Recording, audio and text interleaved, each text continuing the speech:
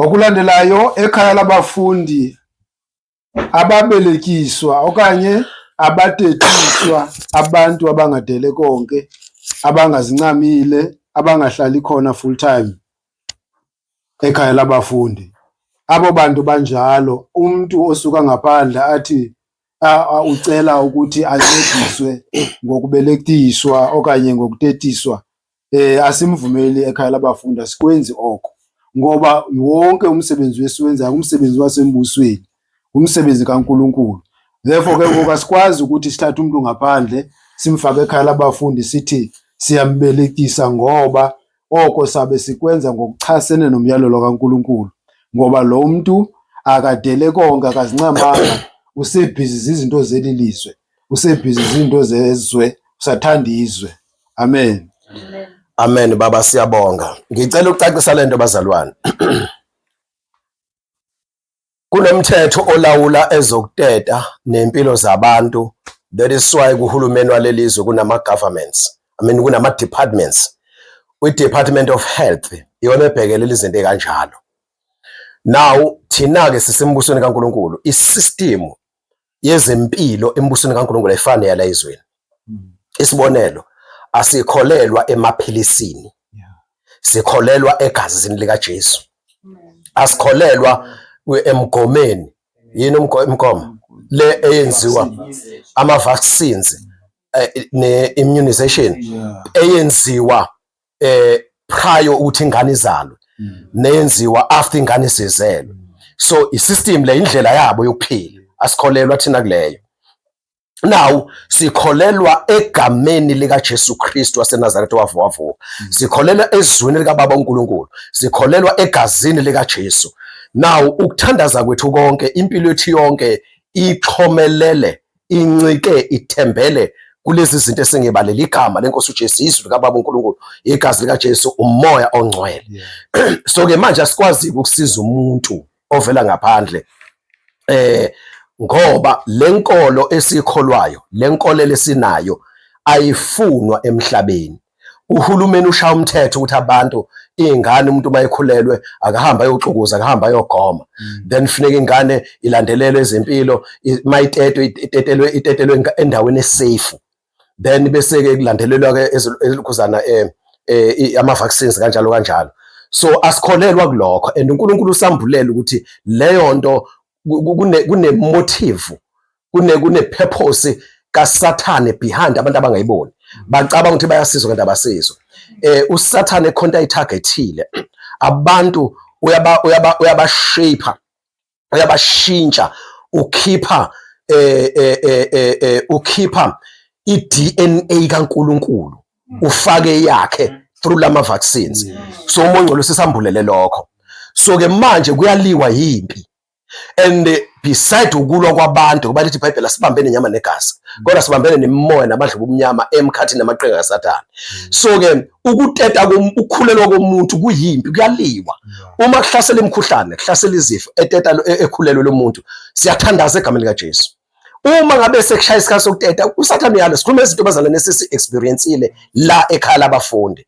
Ingakho ngithe kunezimo esidlule kuzo zasivula amehlo, umoya ongcwele wakhuluma ngazo, ezisilidela ukuthi umoya ongcwele asisize simisele emgomo, sivelane lemgomo, ngoba sibonile ukuthi kunzima ukusiza umuntu ovela ngaphandle, nomzalwane othi udele konke kodwa engahlali full time ekhaya labafundi. Amen. Kunzima ukusiza kanjalo. So ke umzalwane othi ngidele konke ngingwala ekhaya labafundi but engahlali full time, ehlala eceleni, ngeke sisakwazi ukumsiza ngokumtetisa ngoba sisempini. So angaba ingane yasekhaya labafundi kodwa asikwazi ukumtetisa engahlali full time ekhaya labafundi. Kuyaliwa spiritual. Secondly, ezweni kwisystem yakhona ebhedlela amanesi ayaqeqeshwa, aholelwe ini bazalwane? Bayokutshela abathembekile ukuba inesi nje kumsebenzi onzima kabi. Sinabo abazalwane njengamanje abadele konke akade bengonesi, bayayazi into yokutetisa nokusebenza ebhedlela ukuthi inzima kanjani. Omunye umama nje uze washo wathi wayethandaza njalo makufuneka atetise uba akafuni ukuthi kube khona ofayo, ngaba ungane, ngaba ingane, ngaba umzali, angabikho ofayo, ngoba kuyenze indlela uSathane ahlasela ngayo uyafiwa. So kuba nama-challenges athile, amademoni ayalwa enza izinto ezithile enganeni, uthothi ingane ayisaphumi ngendlela efuna iphume ngayo. Kuba nezimpi nje enkulu kabi, kuyadrainana, ngisho kahle, kuyadrainana bazalwane kakhulu. So manje akube umuntu ohleli full time ekhaya labafundi, sibambisene semqondo omunye. Umuntu ovela ngaphandle ongahlali full time unendlela aphila ngayo le eyedwa, yize dele konke, and mayifika ekhaya labafundi then kunendlela okuphilwa ngayo, and ngeke nje obe sekhulelwe nje manje a-adjuste. So uyadinga ukunakekelwa, kodwa manje kunendlela ebesiqhuba ngayo engakafiki. So manje bazalwane lana njengoba ngingabafundi, ngicela ukisho lento, angithi abafundi laba abanye basanda kusindiswa, izinto eningi abakazazi, abanye basalwa nempilo yabo nama-challenges, abanye uNkulunkulu sabadeliver emoyeni ethile. Wena ufuna ukuzosizwa labo bantu, bazowathatha apha amandla, bengabi nawo namandla anele ukumela oyaba impilo. So manje ngenxa ukuthi phela kuyashadwa, kuyazalwana, kufuneka abantu sibalekele, sicela umoya ongcwele, sikhuleka ngalawo mandla uNkulunkulu asiphe wona, sibasize, kodwa kube abantu esiqondana nayo, esi-understandana nayo impilo esiphela ekhaya lani labafundi, simoya munye, sinhliziyonye. Once kwaba khona ukungahoshelani, ungazwani, ungavumelani ndlela athile, kanti lo muntu ufuneka atete, then uSathane ungena ngalo ntuba, usengadaleka inkinga kuphi ekuteteni kwakhe. Sikubonile bazalwane, kuba tense makufuneke kuzala umuntu, but labana kwi-system yasezweni, uhulumeni walelizwe, umuntu uyazi ngizothola ini imali, whether umama uyafa, whether ingane yafa, akudoko eligayelwe mina leyo. At the end of the month noma nge-15 ngithola ini mina imali. Akunjalo-ke embusweni kaNkulunkulu.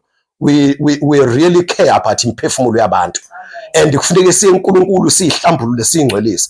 And wena kunezinto mawufika lana ebezikushala uhlala khona noma udele konke esingazazi thina, and uyafika lana vela awuyihlambululile kulezo zinto, and mhlawumbe futhi awukho awena ngazo.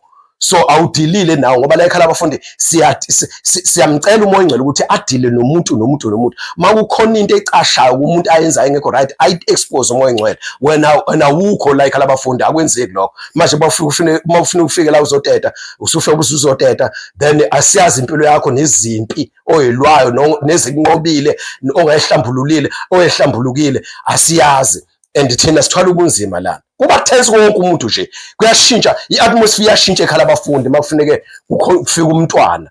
Ngisho kuyabonakala nje kuba tense, ubona ukuthi isimo sitense, and wonke umuntu uba kwi-prayer. Ungababona abantu behamba bephithizela beza ama-activities osuku egcekeni, kodwa spiritual kusuke ku-tense kuzwakala. Manje sidinga ukuba moya munye. Amen. Isizathi leso ukuthi akube umuntu ohlala kuphi bazalwane, full time ekhaya labafundi. Uma uzisho ukuthi uyingane yasekhaya labafundi but ungahlali full time, angeke sikutetise. Sikwenzile lokho ngaphambilini, sibonile ama-challenges, and uthothi umuntu usetetile usehambile, siyasala nama-challenges, siyakhuluma ngawo, akekho yena, and uzobuye sezotete yesibili engazi ukuthi sabhekana nani eqaleni. So konke lokho bazalwane kuyasigqigqisa ndawonye, kungasisi phambili. Ingakho sekunemgomo-ke emisha ekhaya labafundi. Amen. Siyabonga.